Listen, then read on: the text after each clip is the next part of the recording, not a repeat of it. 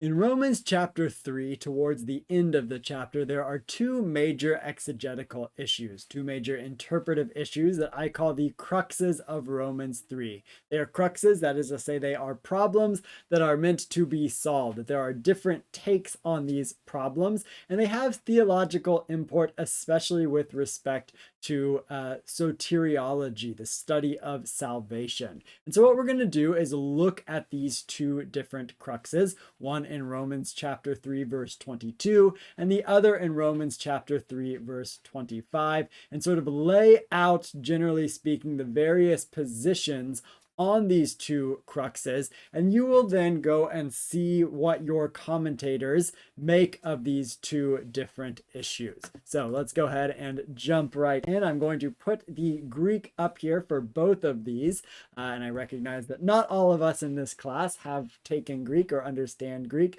but I'll try and also explain sort of what's going on in the Greek to make it accessible to you all as well. So when it comes to Romans 3:22, we have two genitive phrases. First, the righteousness God. So you'll notice I've done this very woodenly without making yet a decision about how the words relate to one another. And faith, Jesus Christ. So let me go ahead and get my cursor over here. So we have righteousness. This word is dikaiosune. And then we have theou. And these two words are going together.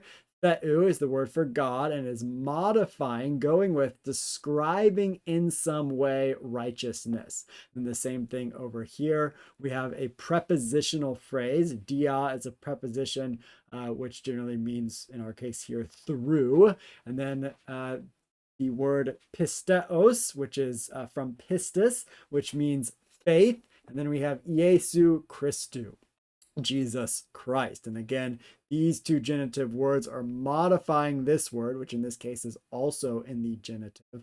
They're describing this word in some way. And the question is, how does the second word, or the second set of words, in the case of Iesu Christou, relate to, or in what way does it describe the first word, righteousness or faith? So how do we relate the second word or set of words to the first? So as I said, these are genitive constructions, and in Greek, the genitive case is a case that describes or limits nouns that they modify in some way, but they can describe or limit the noun in different kinds of ways. They don't always do it the same way. So if you are not in the Greek class, you have probably not seen a chart like this of the different ways by which the genitive might be translated, or by the different ways that the genitive word might be describing or modifying the word that it goes with. So it can we have a lot of different options here. For those of you in Greek, you will remember that our sort of standard go-to, our first thought when we see the genitive is often the English word of, indicating some kind of possession or relationship, and a relationship in different kinds of ways. And so we have two primary ways, or sort of two main camps, and there are other ways to translate or relate these words to one another. So when it comes to the righteousness God, it could be the righteousness that God possesses. This would be a so-called possessive genitive.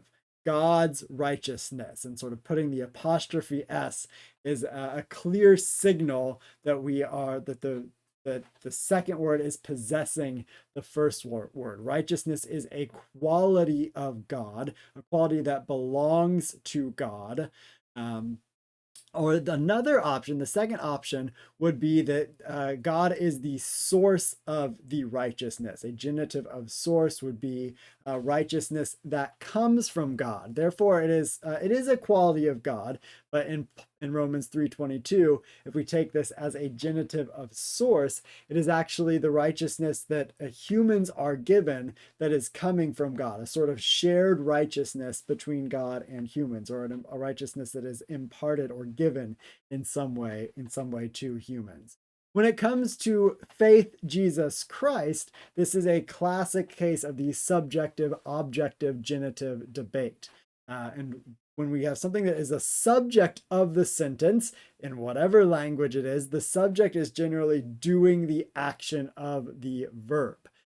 So a subjective genitive indicates that the noun in the genitive is doing the action of the noun that comes before it. So there's a sense in which Jesus Christ is the subject of the faith. So the faith of Jesus Christ. So salvation or righteousness coming from Jesus Christ's faith. Another way that the genitive can be used is as the object, where the thing in the genitive, in our case, Jesu Christu, Jesus Christ, is the object of the noun that it is modifying. So there's a sort of sense in which the noun that it is modifying is going into, is an action word that the second genitive, second noun in the genitive here is the object of. So the faith in Jesus Christ. Jesus Christ becomes the object of the believer or the person's faith. So these are two really different ways of thinking about the nature of the faith in Romans chapter 3. Is it Jesus Christ's faith, or is it the person's faith that is in Jesus Christ? So two different, very different ways of thinking about whose pistis, whose faithfulness, whose allegiance it is. And so what I want you to do here is go ahead and pause the video and look to your commentator in particular. You could also do this with a translation comparison, looking at 4 to 5 different translations and seeing what they do with these two particular phrases. But what I want you to do in particular is look to your optional commentator and see how they translate these words. So most commentaries have a section where the text that is being dealt with is translated, and then within the section in which they are giving detailed comments, they'll probably provide more information about what kind of genitive, especially for those of you who have chosen or in the Greek exegesis class and are using a grammar that deals more with issues of Greek. You'll notice that they use the categories that some of the categories that I have indicated here, or that I have named in this video: subjective genitive, objective genitive, genitive of possession, genitive of source. So usually in the sort of detailed analysis, they'll name which sort of category of the genitive they have gone with and how that has affected their translation. So go ahead and pause, take a look at your commentator, see how they translate, and if they say anything about the category of genitive that they have chosen for their translation. All right, and let's move on over to our, just 3 verses later, to a second crux in Romans chapter 3 and 3:25. And actually, really, we're going to look at 2 different things in Romans 3:25. The first is going to be this word hilasterion. So it's translated down here as a sacrifice of atonement from the NRSV. So whom, referring to Jesus here, God put forward Jesus as a sacrifice of atonement by his blood. The question is, what does this word hilasterion mean? And you are going to find there are diverging takes on this in the commentaries.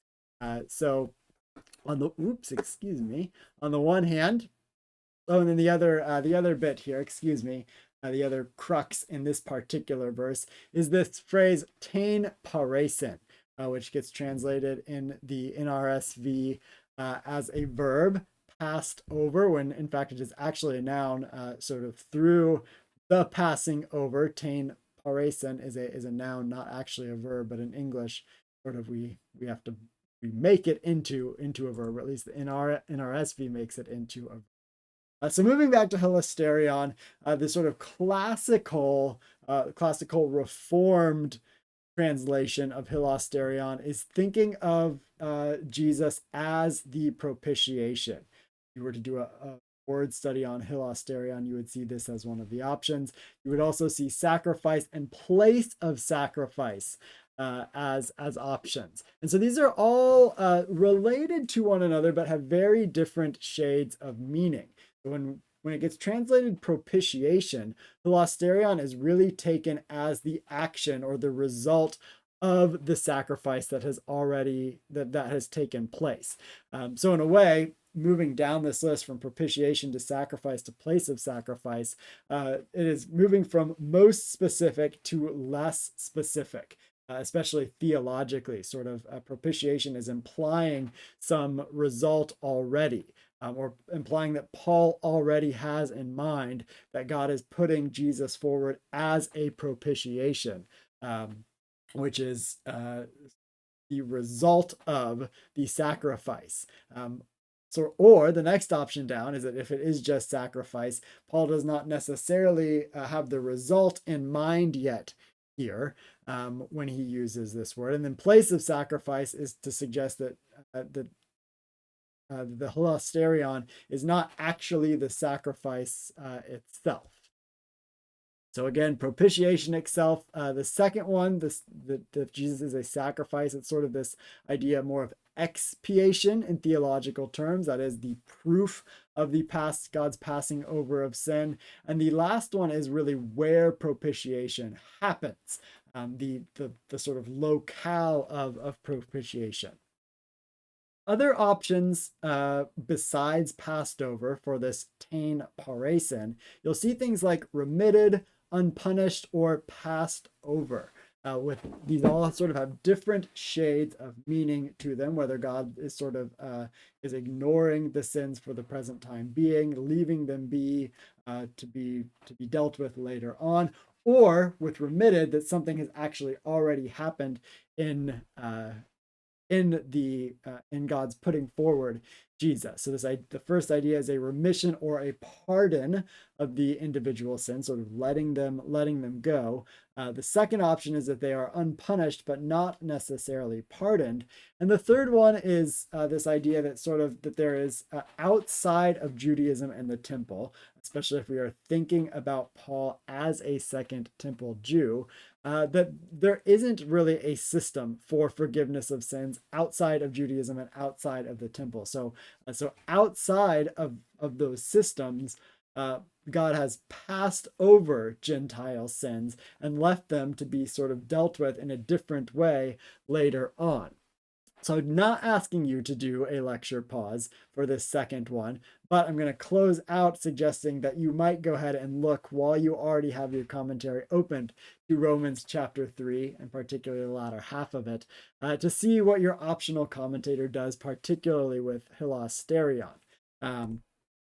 And sort of some concluding thoughts here with respect to how these different theological or interpretive cruxes work out is that these are very subtle differences. They are matters of translation, of how we render from Greek into English, but they have significant consequences, or they sort of they have loomed large in theological history, especially with respect to questions of salvation, study of soteriology, the study of salvation. And just as a reminder, because we are in an exegesis class, that translation always involves interpretation. This is not to say that it's sort of wholly imposing something from the outside, but you have to, when you render things into English, you have to make a choice of how to present the Greek in a different language, and that the choices that are made, especially with sort of theologically freighted words and terms, are not necessarily just wholly objective. You can't simply just say, I'm just going to choose this one because it is the most objective one that doesn't have any weight behind it. And no matter what you choose, no matter how you choose to render from Greek into English, there is always going to be something sort of theological at play. And these become then important theological and specifically soteriological data points in debates and in constructing positions in different theological systems. But by way of reminder, and you've seen this claim made a handful of times in this course already, that Paul isn't writing these verses simply to lay out a theology of salvation.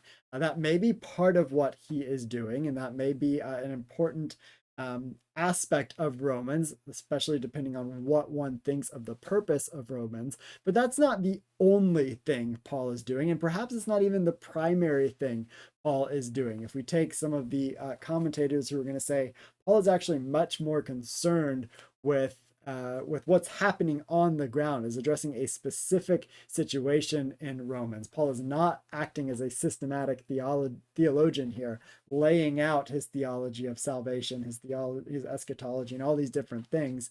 If Paul is mostly addressing a specific situation, the theology is sort of like, in a way, a means to an end and not an end in itself.